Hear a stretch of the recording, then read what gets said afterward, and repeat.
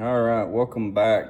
This is Tree Frog 156. We will be working on the street stock again today. So let's see what all we have to do.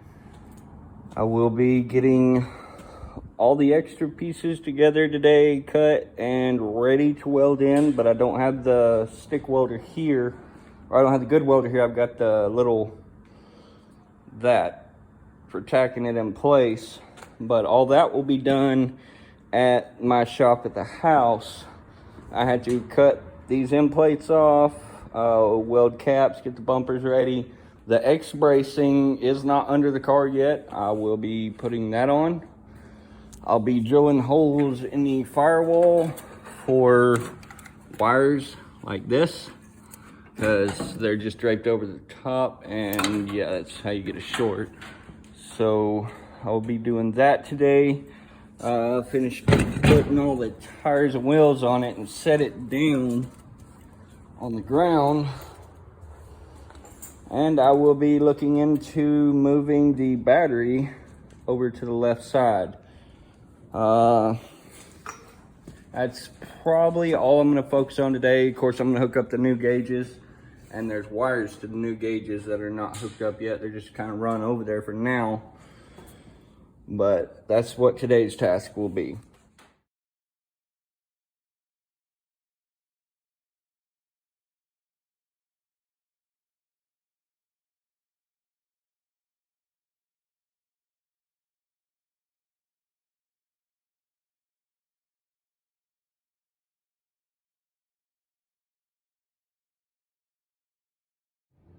Alrighty, let's try to get these switched over. Should be pretty easy. Let me make sure the battery's disconnected. I'm gonna go ahead and undo both instead of just the one.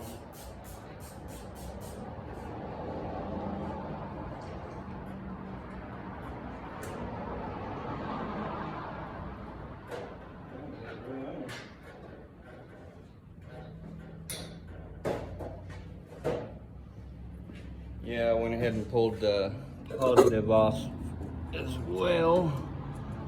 You don't have to, but I did.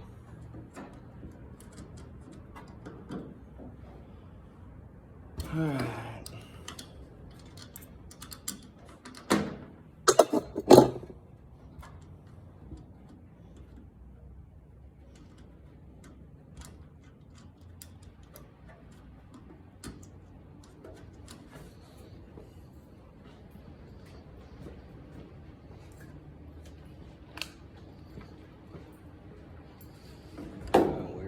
Come right about here.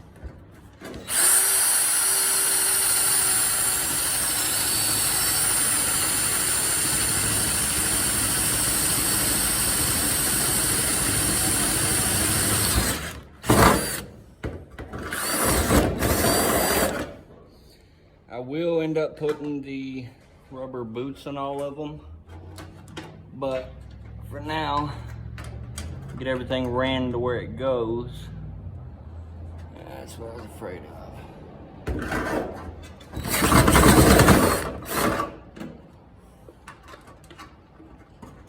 Alright. Pull this under. It's got some nice parts on it, but I don't think whoever built this either cared about it or they just didn't know the little problems and stuff that you can have out of not doing stuff like this. It's the little stuff that will make you lose a race. Like, those go to shorten out, car dies, you can't finish a race. I don't care, win or lose, I want to finish. All right.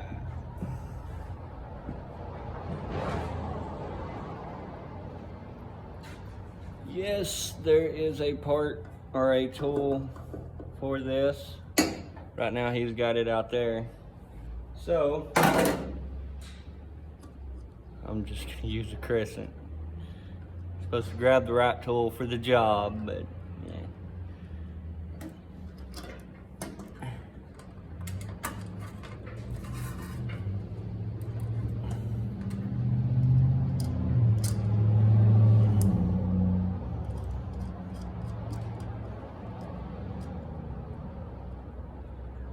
So, I got some framework to do on a few of my other jobs, like the 53. I've changed that build design up quite a bit. I'm actually now going to run a 4.6, but I'm using a Crown Vic frame, which is wider than the truck. So I'm going to have to build both frame rails, and I don't know, it'll be a learning curve. I've never done that, not to that extent at least. I put those under trucks, but never one quite like that. Alrighty, let's see if we can't trim this. So we're gonna run the thermostat through here, or the bar for the gauge.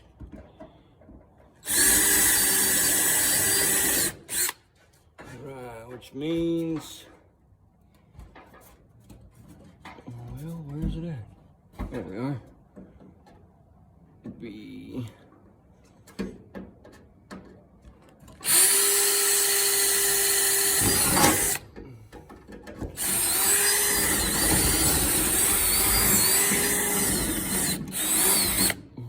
should be big enough.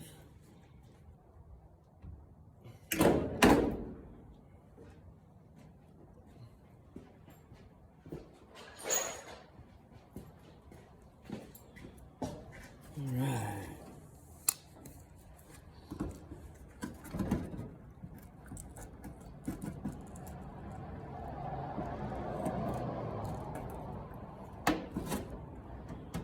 About like that.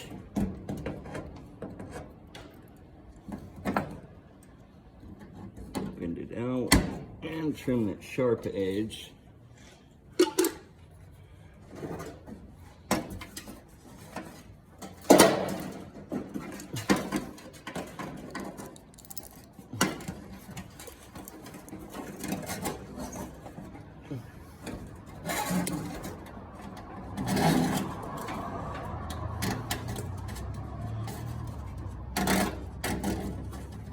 About like that.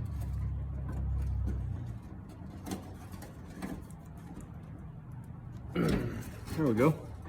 That's run through. I'll get rivet bits and change those rivets out here in a minute. That's about how I want it. And then I can do away with this. On my oil pressure, I just capped it off, but I did have an oil pressure gauge hooked up. But I've already taken that loose.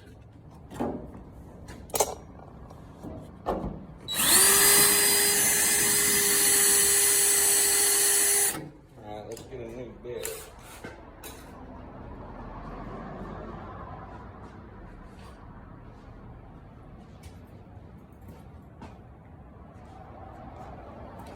That one has seen much better days.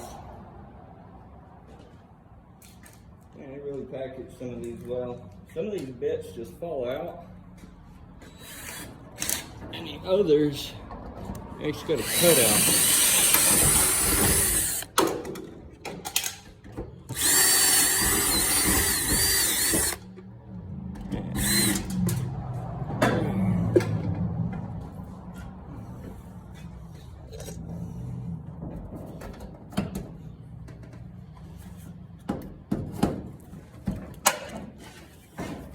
Best part of using a rivet gun like this is my arthritis, but in these budget build race cars, the main reason why I build budget build is because I am pretty broke.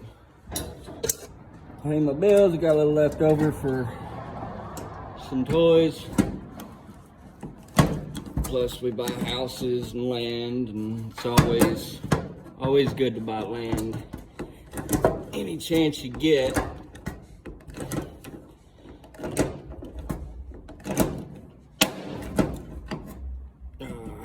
And you shouldn't do this with one. But the till broke off.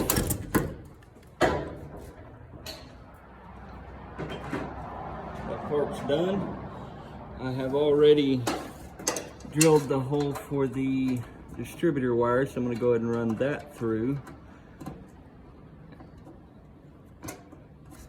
Well, I didn't drill it big enough. Also, if y'all want to learn how to get into trading and bartering and stuff, you'll learn that on this channel, because I'll start including y'all in deals. I'll show you how to work from a $50 set of speakers that you paid, I think, 40 bucks for. Keep trading up and trading up, and that's where this race car come from. It come with about $11,000 worth of stuff in all, because I didn't get just the car. But you keep trading up, and the number one thing you want to do when doing that is make certain that you don't leave a bad taste in anyone's mouth. You don't ever want to screw anyone over. You want to make sure that you're happy with the deal and they're happy with the deal, because the moment you burn somebody, you burn a bridge, and that's a really crappy feeling. I don't ever want to feel like I screwed somebody over. I have made deals and they were thinking one thing and I was thinking another, and I made sure to always do right by them. Make it to where they didn't feel like, you know, I screwed them over or something. I always make best. Like, I sold a truck about a year ago that I put the motor in. I checked the motor out first, and I didn't have an ounce of trouble with this truck. And I sold the truck, and the guy lived like 40 miles away, and on his way home, the motor blew up, like come apart. It's sitting back off over there. And he called me, he was real respectful. I was like, man, there's something wrong with this truck. And I went and looked at it, sure enough, it blowed up pretty well. So I asked him if he either wanted his money back or wanted me to build him a motor for it. And he said just any motor would work. He worked with me, and I had a 355 long block I ended up putting together for him and put it in there, and he was happy with it. But always honor your deals, and it is super, super simple to go from having something that's not that valuable to having thousands and thousands of dollars worth of race cars, and you can do it within about a year. Actually, it was 8 months ago when I started this set. Everything I have that I traded for, I start small and I just trade up and trade up and trade up. Facebook Marketplace is an excellent place to do it. You don't have to do a whole lot of traveling if you don't want. Now, yeah, you can do it faster if you're willing to travel 300-400 miles. Not everybody is, which I do it. But even when I stick my goal at 50 miles is the farthest I'll travel, I can still get some pretty good deals.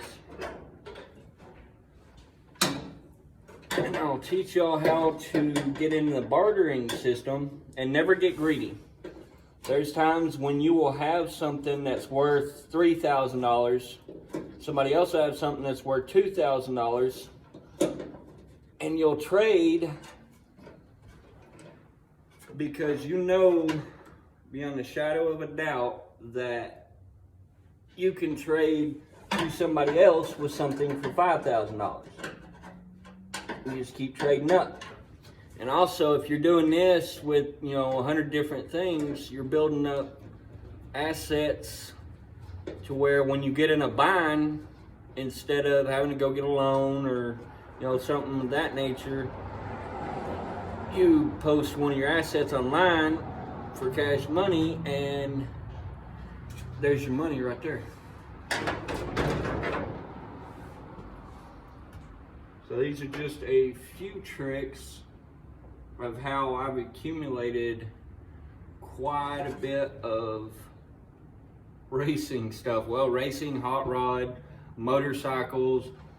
I ended up with an Electroglide that I think I had maybe $750 in the original deal, and ended up with Electroglide. Of course, I completely redid the Electroglide, and it ended up costing me a lot more in the long run, but it's because I wanted to personalize it and make it mine.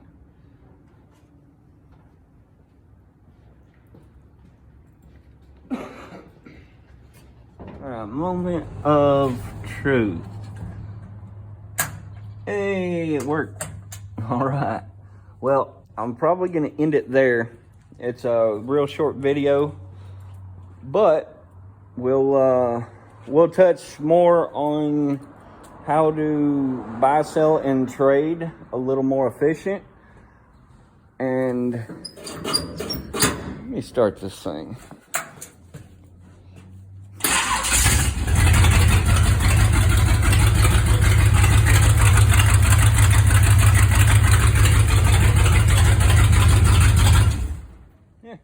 There you go.